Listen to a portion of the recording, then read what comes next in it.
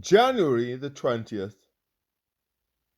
Sorrow is better than laughter, because a sad face is good for the heart. Ecclesiastes chapter 7 verse 3. Sorrow, under the power of divine grace, performs various ministries in our lives. Sorrow reveals unknown depths of the soul and unknown capacities for suffering and service.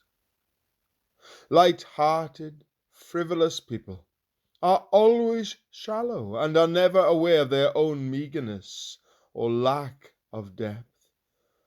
Sorrow is God's tool to plough the depths of the soul, that it may yield richer harvests. If humankind were still in a glorified state, having never fallen, then the strong floods of divine joy would be the force God would use to reveal our soul's capacities. But in a fallen world, sorrow, yet with despair removed, is the power chosen to reveal us to ourselves. Accordingly, it is sorrow that causes us to take the time to think deeply and seriously.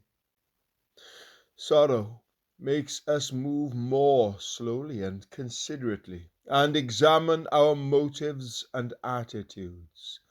It opens within us the capacities of the heavenly life, and it makes us willing to set our capacities afloat on a limitless sea of service for God and for others.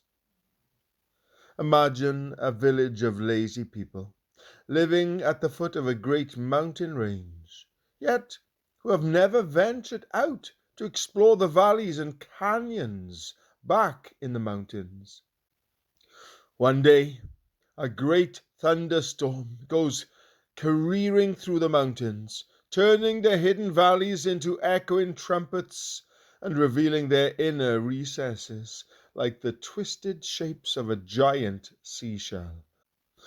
The villagers at the foot of the hills are astonished at the labyrinths and unexplored recesses of a region so nearby and yet so unknown. And so it is with many people who casually live on the outer edge of their own souls, until great thunderstorms of sorrow reveal hidden depths within, which were never before known or suspected. God never uses anyone to a great degree until he breaks the person completely. Joseph experienced more sorrow than the other sons of Jacob, and it led him into a ministry of food for all the nations.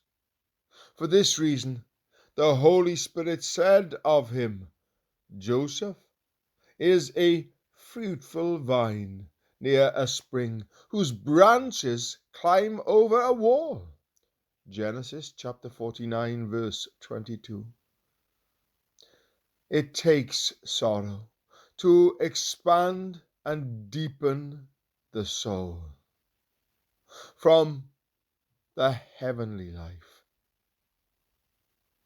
The dark brown soil is turned by the sharp pointed plough, and I've a lesson learned.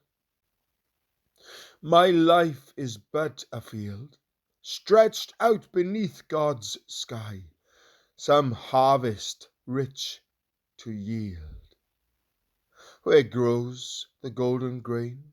Where faith? Where sympathy? In a furrow cut by pain. Maltby D. Babcock.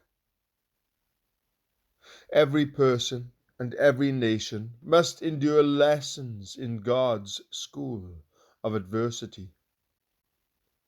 In the same way we say, "Blessed is the night, for it reveals the stars to us," we can say, "Blessed is sorrow, for it reveals God's comfort." A flood once washed away a poor man's home and mill, taking with it everything he owned in the world. He stood at the scene of his great loss, broken-hearted and discouraged.